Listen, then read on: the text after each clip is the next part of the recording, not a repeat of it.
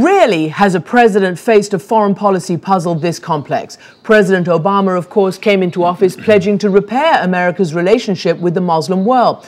Now that relationship is tested like never before. Joining me to discuss the path forward, the president's former national security advisor, General Jim Jones. He's now a senior fellow at the Bipartisan Policy Center. Thank you for joining us. Thank you, Christiane. Good to be here.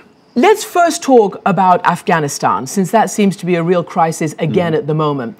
This pastor who burnt the Quran is unrepentant. Do you think, despite the freedoms envisioned and expressed specifically in the American Constitution, he should not have burnt that Quran? Oh, I don't think he should have done that at all. I think it's extremely irresponsible, and look what it's led to. Mm-hmm.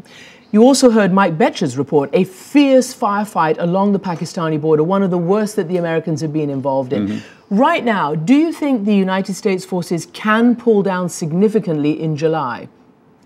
Well, I think that there can be, and there will be, some reduction of force in keeping with the agreement made at Portugal at the NATO summit in December to target 2014 as, in President Karzai's own words at the London conference, this is when I want to be able to control my entire country. But can it be done responsibly, if you like? Yes, I think so. I think it can be done responsibly, and we'll have to see what it looks like.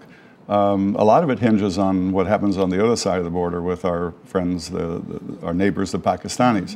Mm-hmm. If Pakistan turns to what some of us think they should have done more effectively for a long period of time now, attacking and removing those safe havens that cause us so much difficulties.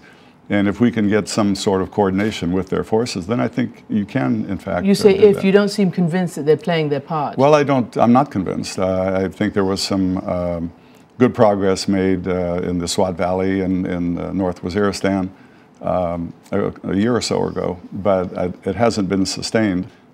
There still seems to be that reluctance to engage comprehensively and buy into an overall plan that would, I think, really help Pakistan in the long term.